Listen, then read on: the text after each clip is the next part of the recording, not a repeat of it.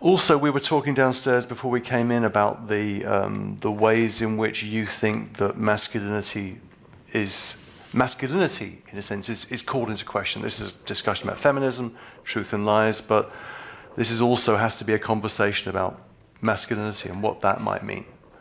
So you can answer either of those. You can forget about the happiness and just do the masculinity, whichever way.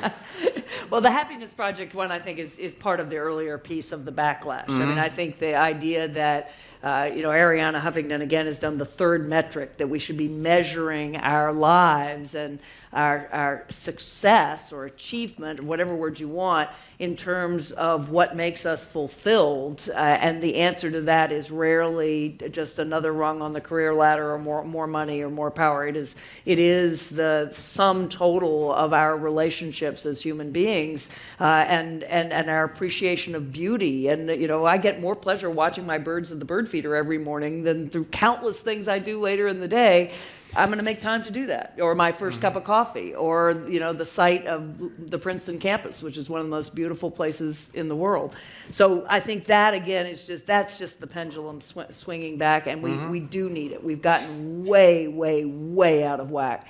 Men and masculinity. Yeah. So this is a new book, right? This is what I'm writing about in my book, and as the sister of two brothers and the mother of two sons, particularly as the mother of two sons, I think about this a lot. And this goes exactly to truth and lies, because as feminist women, we want to be equal. But if you say to us, yeah, but you know what, male CEOs have full-time caregivers at home. Find me a male CEO who has a family, who has a wife or a partner who is not the lead caregiver. I defy you to find me that person. So then you say to the same women, so if we want to be CEOs, yes, we're superhuman and all that stuff, but you know what? Actually, you can't really expect us to do 24/7 jobs any differently than the guys do. So if we're going to be there and we're going to be in those top positions, we need a lead caregiver at home, as I have. My husband obviously has a full-time job, that's great, but he's the lead parent, because I could not be the lead breadwinner if he were not the lead parent. I simply couldn't. Somebody's got to be home. I mean, even at 15 and 7, actually, particularly at 15 and 17, somebody has to be home. Yeah, right. As we discovered, we saw The Doll's House last night, we came home, our 15-year-old had been home alone, somebody ought to be home.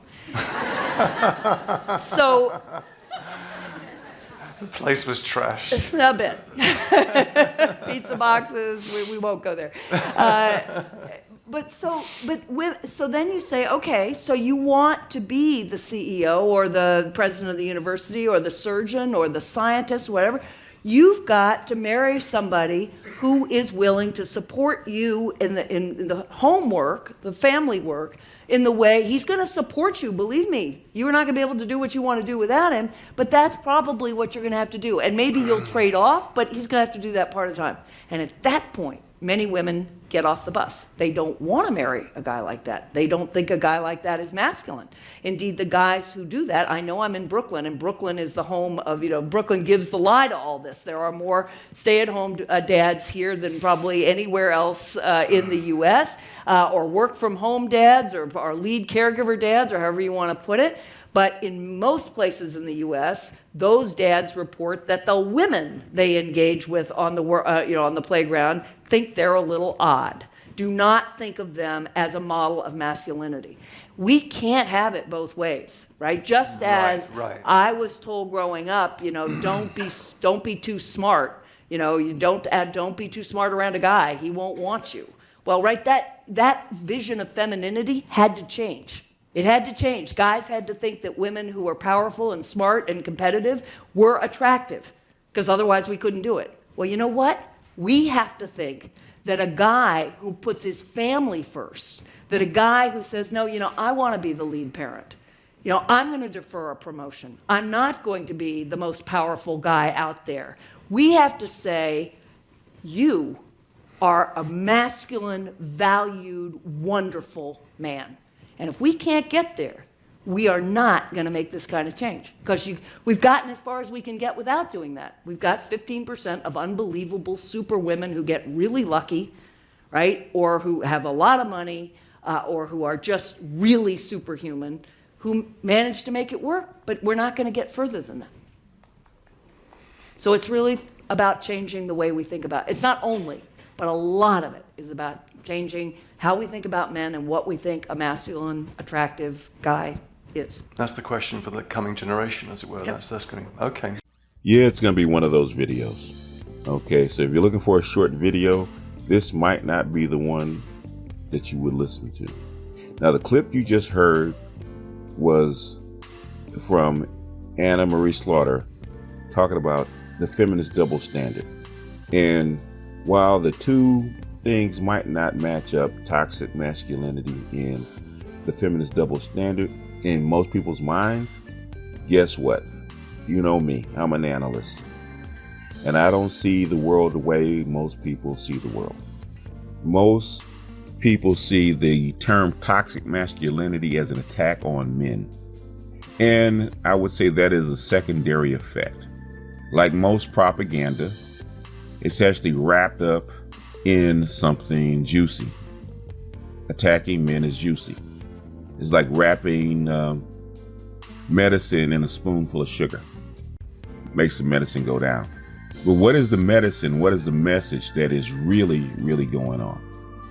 That's really trying to be delivered, and to whom? That is where the previous clip comes into play. You heard Anna Marie saying that feminism, or the feminist policies as we have known them over the last 50, 60 years, have gone as far as they can go. You've brainwashed the boys, you brainwashed the men into accepting the feminist policy. And for it to get further, women are going to have to change their view of masculinity, not change masculinity itself. They've already done that for what they believe is their significant part of the population. You're not going to change all men. You're going to change enough. And that's the key. Changing enough men to play a supportive role. Now, I've read several books, more than several books. I've read about 10 books talking about this. And it always comes back to the same thing. Reading these kind of books, reading these kinds of things is getting women to accept the policy, accept the program. Women have a binary as far as relationships are concerned, as far as the men that they like, per se. They have a binary in relationship. Either you're the man that leads them or you're the child that follows. Either you're the man that leads or the child that follows. That's the only two things in a woman's biology that she will accept. And what you have is women's biology in full display. Women feel, they don't think. They might think that this man is necessary, that this man fits my agenda, but they don't feel that he's masculine. They don't feel that he's a man, and they don't feel that he's acceptable. So all the feminist planning, thinking, conditioning that they've done has largely been targeted at the men. The policies have always been targeted at the men, the vast majority of it. Tamping down the men, which is what the government actually wants. But the other half has been conditioning the women to take that role. What is the part that they have missed? They've brainwashed the men, brainwashed the boys into accepting female dominance. Not all, but enough. So all you guys that out there bullshitting, saying, hey, I don't accept female dominance, or what we like to call female equality, which is basically female dominance. I ain't talking to you. You're the one they call toxic. I'm talking about the significant portion of men that have been feminized and will accept female dominance, or at least tolerate female dominance. Problem is they can't get women to accept those guys. These women look at them as what they are, which are feminized males, which are less masculine than normal males. And while they fit the agenda that they need them for, you know, when the what they call the beta male syndrome or the beta male arrangement. Remember, alpha fucks beta bucks? They will accept these men in that role, but they don't accept them as masculine. They accept them as a subordinate. They accept them as quasi-children. And that's the issue. That's why a lot of women don't get married to these guys. That's why marriage to these guys, or marriage today, is so difficult. You want to have female dominance, but you don't accept male submission. So that is the conundrum that we face. So what now is the remedy? How do you brainwash the females to accept these brainwashed males? You, just like she said, you have to change women's view of masculinity. How do you do that? The age-old thing. Religion has been doing it for years. How do you get people to reject what you feel is an unwanted outcome or unwanted attribute? You label it evil. You label it bad. For female dominance, regular masculinity is not acceptable. It's going to cause a problem. So what do? You label it bad. You label it toxic.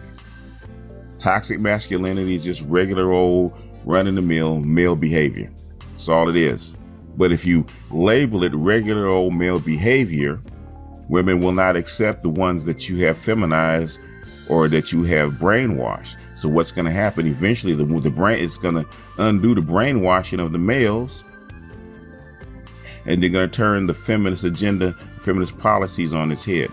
So you have to convince the females that regular male behavior is toxic, that it's bad, that it's evil, and the supportive, supportive, feminized males that accept female dominance is good, is normal. Those are your good guys. That's how come you get labeled. The feminists actually label these guys good men and label regular old male behavior and men that practice male behavior as toxic, as misogynist, as bad. That's how come when you ask a woman what is toxic masculinity, she can't describe it. It's all over the place. Well, men are more, toxic masculinity is aggression. Normal male behavior is aggressive. It's supposed to be assertive, aggressive. That is what normal male behavior is. That's what normal males are being taught, to be aggressive, to be assertive. That's what women like. What else is toxic masculinity? Not looking at a woman as the same or equal. Wanting a woman to have the normal gender roles. That is normal male behavior. That's what you're taught. Men are not taught to seek safe spaces. Men are taught to provide safe spaces for their protected class, which is their women and children. Normal male behavior is to think first and feel second. They have feminized men and boys to feel first and think second. And for these men that have been acceptable for female dominance to feel first, which is more emotional intelligence, which is what female dominance needs. If you're going to be dominant and you live in a masculine world and you come on with a masculine stance, you have to think, and you need somebody that can feel, which is not normal for men. Men do feel, but it's secondary. So now a man that thinks first and feels second is toxic. Men that don't accept female dominance is toxic. Men that don't accept female leadership is toxic. And who are they feeding that message to? Now the women spill over, and it spills over out of their mouths, but it's brainwashing the women to accept what? A different form of masculinity. I can show you 100 different versions of the same thing, not saying toxic, but how they need to change or basically redesign masculinity. Code word, not necessarily changing the men, but how women see masculinity. Because they don't come in front of a bunch of guys, tell them they're going to change masculinity, because they know that's not going to fly. They tell women. Why do they tell the women? Because they're trying to brainwash the women to accept men that go against their own biology. They've already done it to the guys, to accept roles that are not conducive with their biology. So you have things like IBMOR, MGTOW, MRA, and a few other red pill things that pop up because it goes against, that kind of training goes against men's biology. But if the feminist agenda is to be saved, if it is to proceed beyond this point, then they're going to have to brainwash the sisters, brainwash the women. So we get a full frontal attack, outright attack on masculinity as it sits, as it stands. Not to change the men, but to change how women think. That is the Trojan horse. That is the Trojan horse of toxic masculinity. It looks like it's attacking men, but it's actually attacking the psyche of women. Don't believe me? Read the literature. Check it out for yourself. Who are they talking to? Are they talking to you as a man? Or are they trying to convince women with their slogans and their rhetoric? That's all I got for this one. This is BGS out, and I will see you guys on the next one. Peace.